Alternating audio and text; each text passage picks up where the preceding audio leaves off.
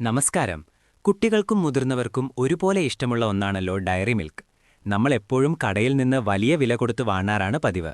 എന്നാൽ വെറും 3 ചേരുവകൾ വെച്ച് കടയിൽ കിട്ടുന്ന അതേ രുചിയിൽ ഒരു പ്രിസർവേറ്റീവ്സും ചേർക്കാതെ ഇത് നമുക്ക് വീട്ടിൽ തന്നെ ഉണ്ടാക്കിയാലോ, അതും വളരെ കുറഞ്ഞ ചിലവിൽ?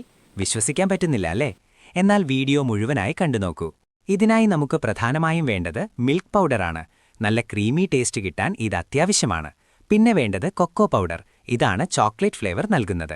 പിന്നെ മധുരത്തിനു വേണ്ടി പഞ്ചസാര നന്നായി പൊടിച്ചെടുത്തതും പിന്നെ ഇതിലേക്ക് ചേർക്കാൻ അൺസോൾട്ടഡ് ബട്ടറുമാണ്. ബട്ടറിന് പകരം നെയ്യ് വേണമെങ്കിലും ഉപയോഗിക്കാം. ഇനി ഇത് എങ്ങനെയാണ് തയ്യാറാക്കുന്നതെന്ന് നോക്കാം. ചോക്ലേറ്റ് ഉണ്ടാക്കുമ്പോൾ എപ്പോഴും ശ്രദ്ധിക്കേണ്ട കാര്യം ഇത് നേരിട്ട് തീയിൽ വെച്ച് ചൂടാക്കരുത് എന്നതാണ്. നമ്മൾ ഡബിൾ ബോയിലിംഗ് രീതിയാണ് ഇവിടെ ചെയ്യുന്നത്. അതിനായി ഒരു പാത്രത്തിൽ വെള്ളം വെച്ച് നന്നായി തിളപ്പിക്കുക. വെള്ളം തിളച്ചു വരുമ്പോൾ അതിനു മുകളിലായി മറ്റൊരു പാത്രം വെച്ചുകൊടുക്കാം. മുകളിൽ വെക്കുന്ന പാത്രത്തിൽ വെള്ളം ഒട്ടും തന്നെ ഉണ്ടാകാൻ പാടില്ല. ആദ്യം നമുക്ക് ബട്ടർ ഇതിലേക്ക് ഇട്ടുകൊടുക്കാം. ബട്ടർ ഉരുകി വരുമ്പോൾ അതിലേക്ക് പൊടിച്ചു വെച്ചിരിക്കുന്ന പഞ്ചസാരയും കൊക്കോ പൗഡറും ചേർത്ത് നന്നായി മിക്സ് ചെയ്യുക. ഇതൊന്ന് യോജിച്ചു വരുമ്പോൾ നമ്മൾ എടുത്തു വെച്ചിരിക്കുന്ന പാൽപ്പൊടി കുറേശ്ശെയായി ഇതിലേക്കിട്ട് ഇളക്കി കൊടുക്കാം.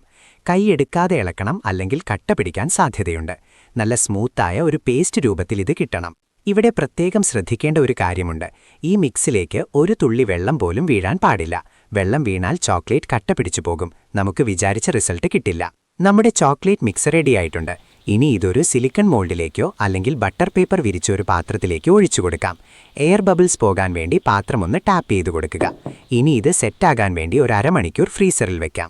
1 മണിക്കൂറിന് ശേഷം നമുക്കിത് പുറത്തെടുക്കാം. കണ്ടില്ലേ, കടയിൽ നിന്ന് വാങ്ങുന്ന അതേ ഡയറി മിൽക്ക് പോലെ തന്നെയുണ്ട്. കഴിച്ചു നോക്കുമ്പോൾ ടേസ്റ്റും സൂപ്പറാണ്. കുട്ടികൾക്കൊക്കെ ഇത് ഒരുപാട് ഇഷ്ടമാകും. എന്തായാലും എല്ലാവരും ഇതൊന്ന് ട്രൈ ചെയ്ത് നോക്കണം. വീഡിയോ ഇഷ്ടമായെങ്കിൽ ലൈക്ക് ചെയ്യാനും ചാനൽ സബ്സ്ക്രൈബ് ചെയ്യാനും മറക്കല്ലേ. അടുത്ത വീഡിയോയിൽ കാണാം.